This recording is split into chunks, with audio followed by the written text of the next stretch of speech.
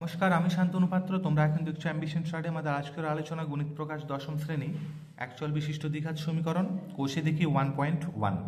আজকে আমরা যেটা সলভ করব সেটা হচ্ছে 6-এর দাগের যে 3 অঙ্কটা আছে, দুটি স্টেশনের মধ্যে দূরত্ব 300 কিলোমিটার। আচ্ছা বলে নিই, এই যে 2-এর দাগের অঙ্কের ভিডিওটা আমরা আপলোড করেছি।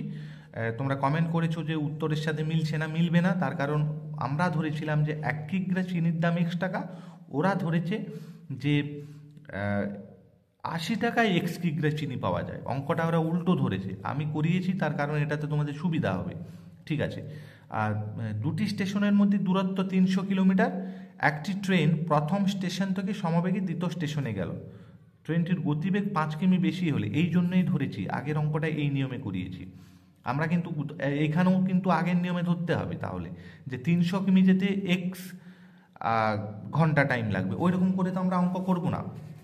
বইটা তোমরা পাশে রাখো। আমাদের যেটা ধরবো সেটা হচ্ছে, মনে করি ট্রেনটির গতিবেগ, এখানে 6-3 আমরা ধরবো, মনে করি ট্রেনটির গতিবেগ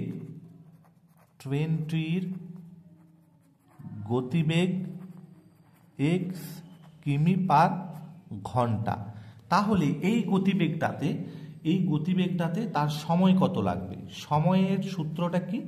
সময় মানে হচ্ছে টাইম ইকুয়াল টু দূরত্ব বাই গতিবেগ। তাহলে এখানে দূরত্ব কত? এখানে দূরত্ব দেওয়া আছে 300 কিলোমিটার, আর গতিবেগ হচ্ছে কত? গতিবেগ হচ্ছে X, যেটা আমরা ধরেছি। তাহলে এটা হচ্ছে কিসে বেরোচ্ছে? এটা হচ্ছে ঘন্টাতে বেরোচ্ছে, আওয়ারে। আর একটা কন্ডিশন বলেছে যে যদি গতিবেগ ঘন্টায় 5 কিমি বেশি হতো, তাহলে গতিবেগ ঘন্টায় 5 কিমি বেশি হলে গতিবেগ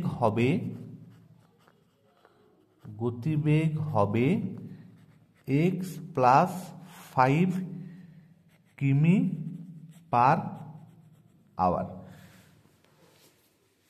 এটা হচ্ছে গতিবেগ। তাহলে এখন সময়টা কত লাগবে? এখন সময়টা লাগবে দূরত্ব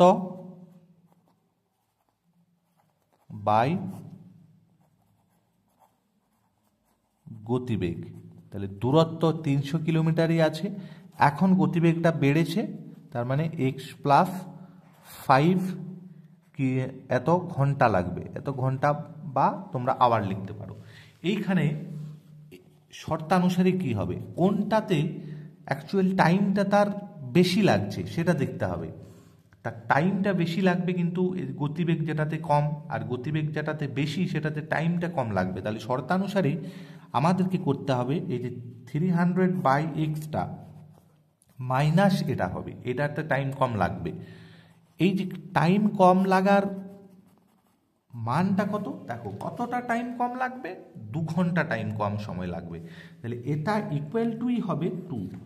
এইখান থেকে আমরা আগের মতোই ক্যালকুলেশন করব, X ইন্টু X প্লাস 5, তার মানে হচ্ছে 300 into X plus 5 minus 300 into X সমান হচ্ছে 2।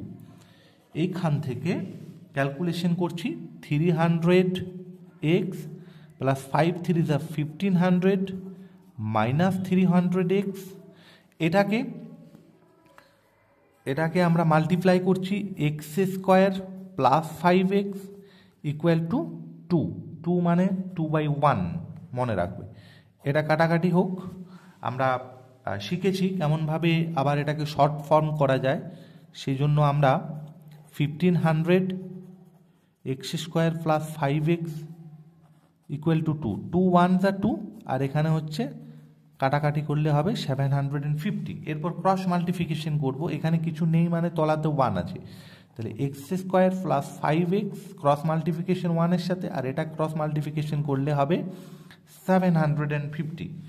এটাকে যদি একদিকে নিয়ে আসা হয়, তাহলে x² plus 5x minus 750 equal to 0। এটা হচ্ছে ইহাই নির্ণেয় দ্বিঘাত সমীকরণ। আমাদের কি বলেছে যে একচল বিশিষ্ট দ্বিঘাত সমীকরণের আকারে এটাকে প্রকাশ করতে হবে।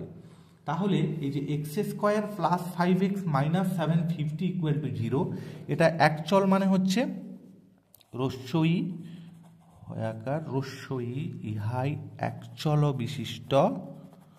কেন একচল কেন? তার কারণ এটার একটাই চল যেটা হচ্ছে এক্স, একচল বিশিষ্ট দ্বিঘাত সমীকরণ। কেন দ্বিঘাত, কেন ত্রিঘাত নয় কেন? তার কারণ হচ্ছে এটার সর্বোচ্চ ঘাত হচ্ছে 2, এই জন্যই এটা দ্বিঘাত সমীকরণ। তাহলে ইহাই একচল বিশিষ্ট দ্বিঘাত সমীকরণ, যেটা কিন্তু আমরা প্রকাশ করলাম। এটা অ্যান্সার। ধন্যবাদ ভিডিও দেখার জন্য। তোমাদের যদি ভালো লেগে থাকে তোমরা অবশ্যই লাইক শেয়ার কমেন্ট করো। নতুন কেউ যদি তোমরা থাকো তাহলে তোমরা চ্যানেলটি সাবস্ক্রাইব করে নাও। ধন্যবাদ।